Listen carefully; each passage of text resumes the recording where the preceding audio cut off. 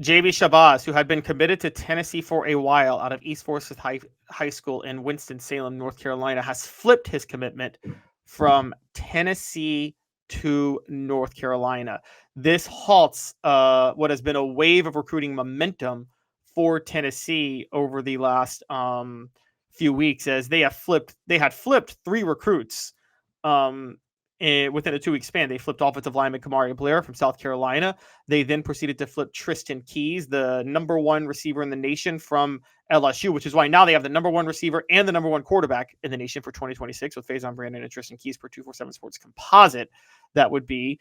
And then they followed that up by flipping Hezekiah Harris, the edge rusher, 4-star across the board, away from Auburn. So they were rolling. Things were going well. But yesterday, that momentum halted as they suffered their own flip as 4-star JB Shabazz, who is an offensive lineman, has flipped from Tennessee back to North Carolina. This obviously comes despite Bill Belichick having the most embarrassing opening to a season for a Hall of Fame head coach, with North Carolina losing at home to TCU 48-14 on Monday. Shabazz was at that game, and he committed afterward.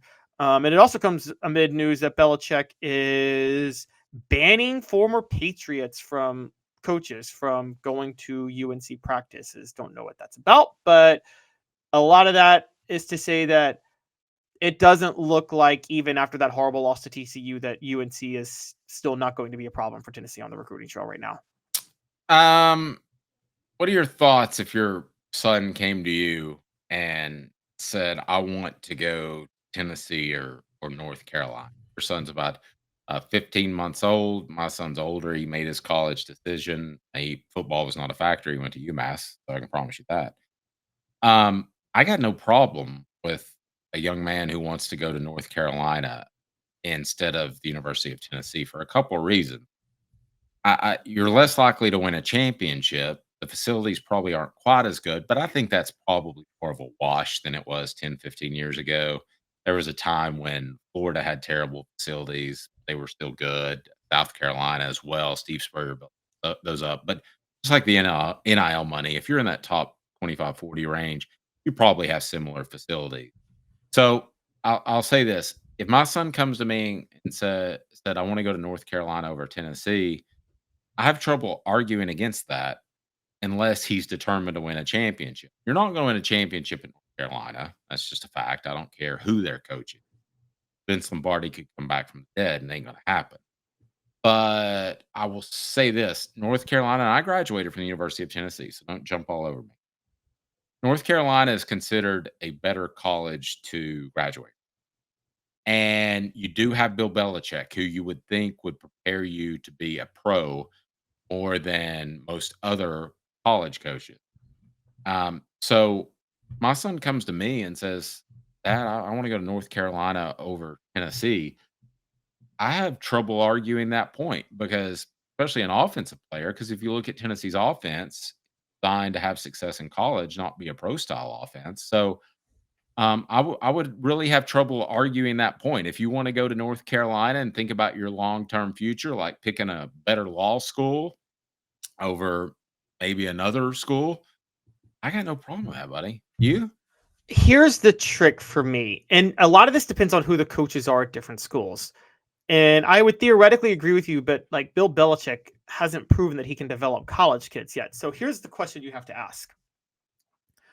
You don't have to ask this for everything, but you're a 4 or 5-star football player. And Dave, maybe you know the answer to this. What's the bigger gap in your profession? Are you more say North Carolina is the better academic school, Tennessee's the better football school. Will you lose more money in football going to North Carolina, or will you lose more money in academics going to Tennessee? Does that make sense?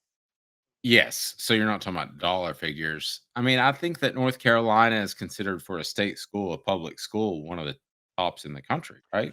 Right. But the reason I say it like that is that you go to Tennessee, yeah, North Carolina is a very good academic school, but Tennessee's not a bad one. And if you're going into law or business or whatever, is the gap going to be that significant?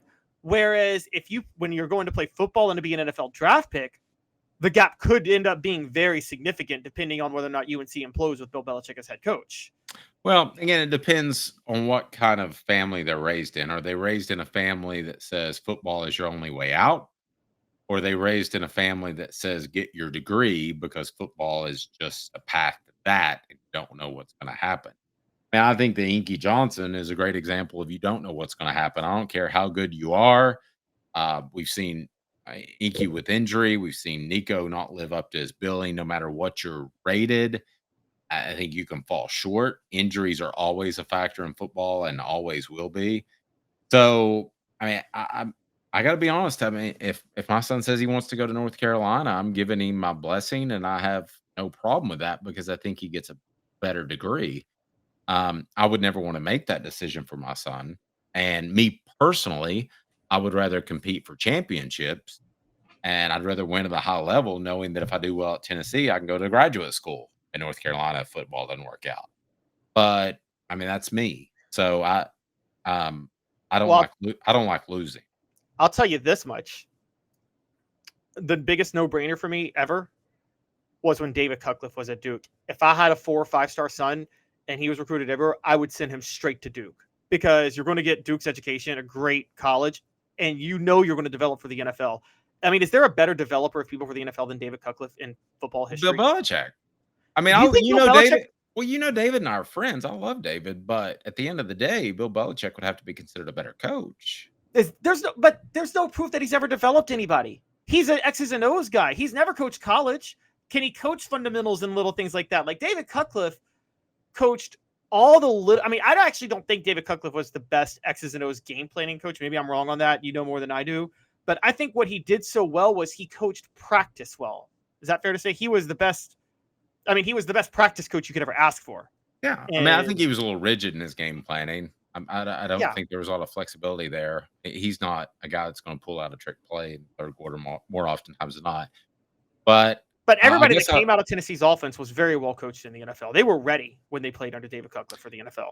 let's steer it back to recruiting for a second. Adam says sometimes I wonder when we have three guys at the same position, if maybe Spire tells someone, "Sorry, we no longer have your money." It's always worth the discussion when somebody goes to a school that's not considered to have the same football uh, level or reputation, respect, whatever you want to call it, and North Carolina doesn't, even with Belichick, that Tennessee has. It's always apt to ask the question: Did Tennessee say? Did Tennessee say, "Nah, we're good"? That's possible. I mean, is that why they? I mean, they just picked up Tristan Keys from LSU. Is that the reason? They picked up they flipped this 5-star receiver from LSU. They now have the top quarterback and receiver in the 2026 class. Did they sacrifice JB Shabazz, an offensive lineman, for it? I mean, I would ask you, Dave. And Josh Heupel's offense. Would you rather have to bring back Ryan Clark? Would you rather have a generational talent at receiver or a generational talent at offensive line? Probably offensive line. Really? Just one guy though? Like one guy can change the whole receiving core. But I don't think one guy can change the entire I don't care how good one offensive lineman is. You still got 4 other guys that have to do their job, right? Man, I don't know if you have Will Anderson back in 2022 wreaking havoc without Darnell Wright shutting him down. But I don't know that I can roll Yeah, with you but there. does Darnell Wright shut him down if Cooper Mays, Javonte Spraggins, and Jerome Carvin aren't doing their jobs? I yeah, you mentioned this earlier in the program. I want to clarify that we may have a different stance on that. I thought he was pretty one-on-one with him for the most of the time. I mean, Okay, but I would have to go back and look, but does it matter if he's one-on? Okay, so he's one-on-one with Anderson, but does that even matter if the other guys aren't doing their jobs at that point? I mean, Darnell Wright can win every one-on-one matchup, but if Cooper Mays misses a block over the middle, Hendon Hooker's still getting sacked every time, isn't he? yeah, we could probably argue in circles here because if you don't have the pass protection, then the receiver doesn't have time to get open, right? So I would don't know. say Randy this. Moss didn't have a quarterback or an offensive line, and he still was a elite receiver for a few years. Okay, but I don't think we're talking about. There's not a lot of speaking of generational talents. I don't think we're talking about a lot. But Of that's Randy why I Moss. said generational. Like, what if Tristan Keys is that? I mean, he's the number 1 receiver in the class. So what if he's what if he's like that type of receiver? You know what I mean? Yeah, well, I mean, I don't think you would necessarily trade a receiver for an offensive lineman. I don't think you would run him. I think the question you have to ask yourself is how has he played this year, Shabazz? I mean, has he continued to develop? I mean, especially those guys in linemen, I've seen them drop significantly or raise their stance significantly because of how they manage their body. Now, let's face it, man, you're 300 pounds. It ain't a lot of fun to run around there and off-season workouts and do all that stuff. Also, remember this, they have these passing camps where the linemen are pretty much given free reign on their own. Are you skipping workouts? I mean, I don't know. And I'm not accusing him of doing that. I want to be clear. But I've seen offensive linemen, and in particular, even more than defensive linemen, I've seen them elevate their stance and lose their stance more than any other position.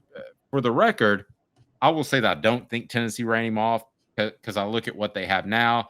They have the Gabriel Ascenda kid out of Chattanooga. He's a 5-star by most ratings.